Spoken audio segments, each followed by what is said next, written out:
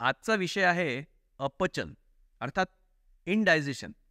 आपल्या शरीराची निरामयता बव्हंशी पचन संस्थेच्या कार्याशी निगडीत असते. अन्नाचं व्यवस्थित पचन होणं आवश्यक आहे. अन्नाचे महत्त्वाचे पदार्थ बरोबर शोषले गेले पाहिजेत.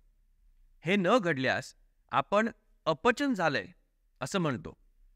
काही क्षणांकरता अथवा तासांकरता ही अपचन झाल्याची भावना आपल्याला सह्य वाटते. परंतु असं वारंवार दीर्घकाळाकरता घडत असेल तर ते अपचन नेमकं कशामुळे आहे? काही अल्सर, कॅन्सर अशी काही विकृती तर नाहीये ना? हे समजायला हवं बरं का.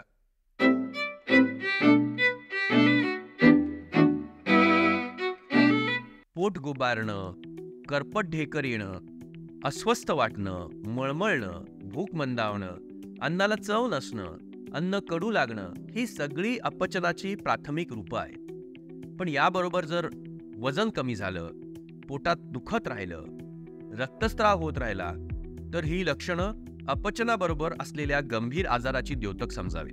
अशा वेळेला डॉक्टरांना भेटून आवश्यक त्या तपासण्या करून, चाचण्या करून रोगनिदानाची लवकरात लवकर निश्चिती केलेली रुग्णाच्या हिताचं असतं. अपचनाच्या विकृतीत बऱ्याच वेळा उगीचच तोंडातला खूप अशी लाळ स्त्रवते. तंबाखू सेवन करणारे, धूम्रपान करणारे, दारू पिणारे, जागरण करणारे, फास्ट घाईघाईने जेवण उरकणारे, खूप तणावाखाली असलेल्या व्यक्ती ह्या क्लासिक अपचन असणाऱ्या व्यक्तींच्या पर्सनॅलिटीज आहेत. शिस्तबद्ध जीवन, नियमित आहार, व्यायाम या सगळ्या गोष्टींचा स्वीकार केला तर अपचनावर सहज मात करता येते.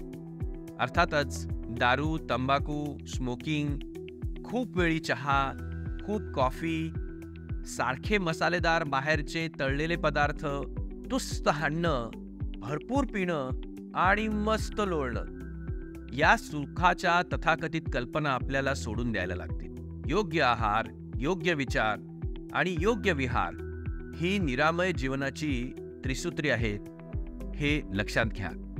अपचन झालेल्या अनेकांना ॲस्पिरिन सारखी वेदनाशामक औषधं घेण्याची ना उगाचच सवय असते. त्यांनी हे औषध थांबवलं तर त्यांचं अपचन नक्कीच बरं होऊ शकतं. अपचन हे बऱ्याचदा गॅस्ट्रोइसोफेजियल रिफ्लक्स डिसीज अर्थात गर्ड किंवा पेप्टिक अल्सर किंवा जठराच्या कॅन्सरचं सुद्धा लक्षण असू शकतं. अनेक जण अनेक दिवस अँटासिडची गोळी लिमलेट सारखी खात असतात आणि ॲसिडिटी म्हणून दुर्लक्ष करतात.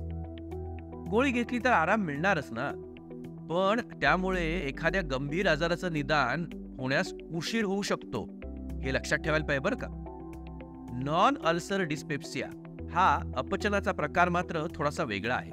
एंडोस्कोपी किंवा विविध तपासण्या करून आपल्या आतड्यांच्या रचनेत कुठला काही दोष नाहीये ना की ज्याच्यामुळे पेशंटला अपचन होतं आहे.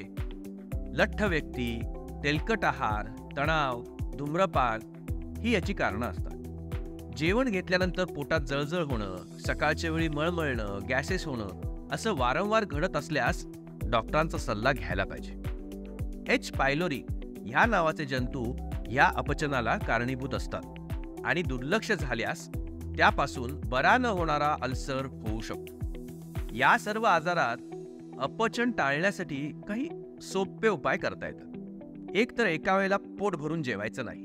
जेवणावरून उठलं तरी पुन्हा जेवता आलं पाहिजे. आहार छोटा छोटा आणि विभागून घेतलेला असावा. जेवणानंतर लगेच झोपू नये. विशेषतः रात्री जेवण आणि झोप याच्यामध्ये कमीत कमी 2 ते 3 तासाचं अंतर असायला हवं. जेवणानंतर थोडीशी शतपावली ही नेहमीच फायद्याची असते.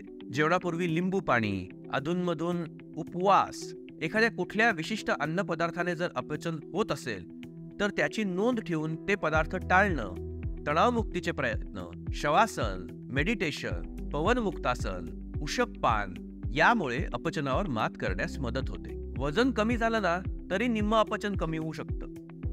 नियमित व्यायाम मात्र महत्वाचा आहे बरं का. शेवटी एक गोष्ट लक्षात ठेवायची की अन्नाचा प्रत्येक घास 32 वेळा चावून खाणं म्हणजेच आहाराचा सुयोग्य आस्वाद घेणं. हे यज्ञकर्म आहे. प्रत्येक गोष्ट जाणीवपूर्वक समजून उमजून करणं हेच सुखी जीवनाची गुरुकिल्ली आहे.